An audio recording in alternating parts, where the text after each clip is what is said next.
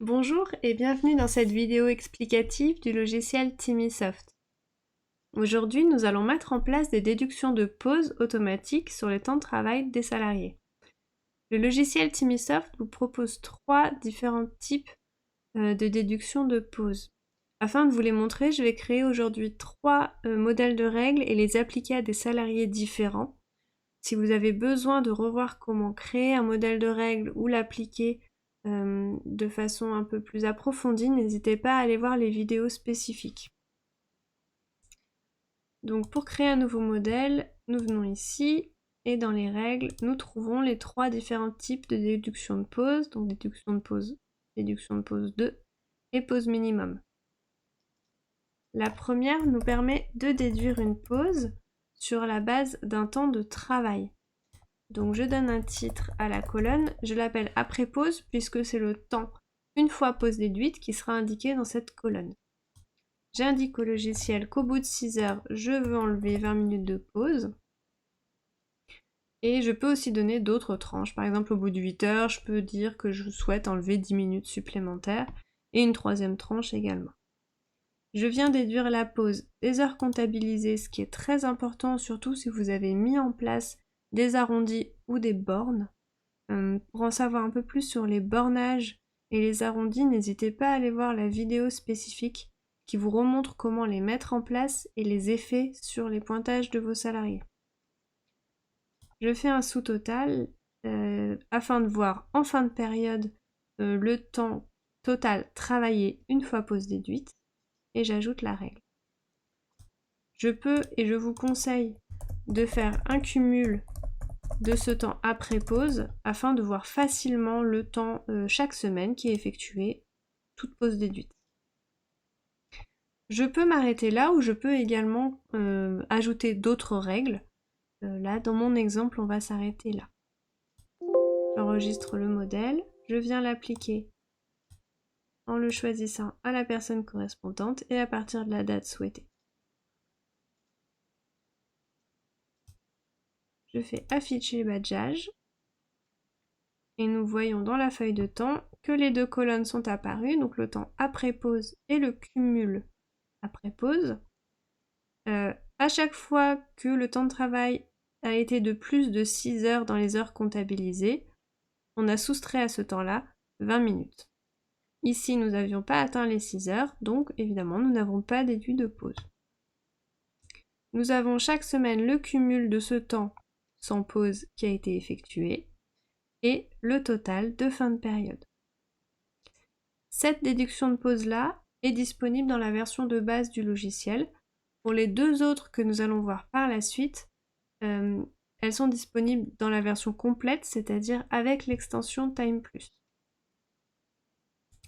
Nous allons donc créer un deuxième modèle afin de voir comment mettre en place et les effets de la pause 2. Donc déduction de pause 2.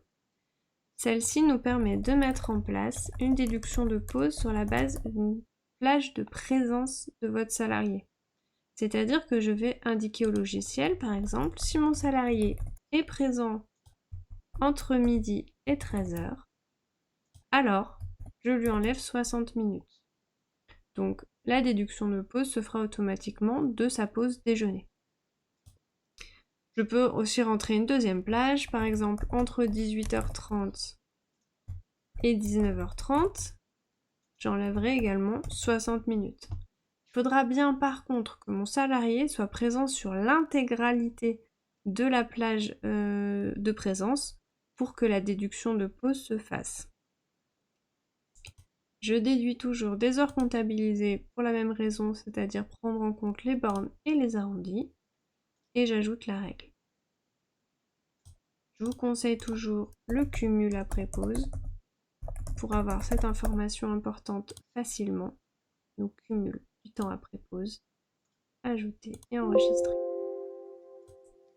Je viens l'appliquer en le sélectionnant à la personne concernée, je valide et nous allons voir dans la feuille de temps.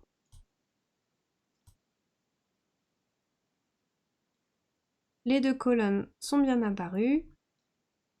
La personne était présente entre midi et 13 heures, Nous avons donc enlevé 1 heure des heures comptabilisées, qui nous donne plus que 8 heures après pause. Ici, elle était présente entre 18h30 et 19h30, donc à chaque fois, j'ai bien enlevé 1 heure aux heures comptabilisées. Ici, par exemple, la personne était partie à midi, elle n'était donc pas présente ni entre midi et 13h, ni entre 18h30 et 19h30, nous n'avons donc pas enlevé de pause. Le cumul après pause visible d'un seul coup d'œil, et puis le total de fin de période. Je vais maintenant vous montrer la troisième pause possible, troisième déduction de pause possible, c'est la pause minimum. Donc celle-ci nous permet de déduire automatiquement une pause minimum sur la journée. Donc je déduis par exemple 60 minutes. C'est une pause minimum.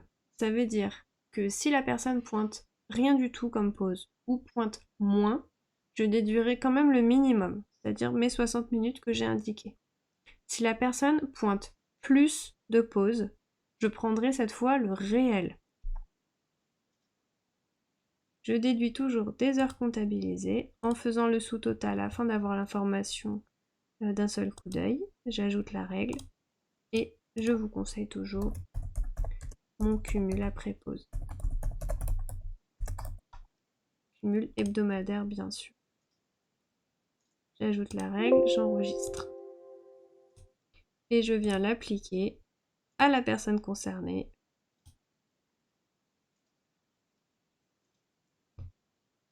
Et voyons ce que ça donne cette fois-ci. Toujours les 2 colonnes qui sont apparues. Ici, la personne avait bien pointé 1 heure. Donc rien n'a été touché à ces heures comptabilisées. Ici, elle n'avait pas pointé l'heure complète. Donc au lieu de 8h07 d'heures comptabilisées, nous avons 8h03.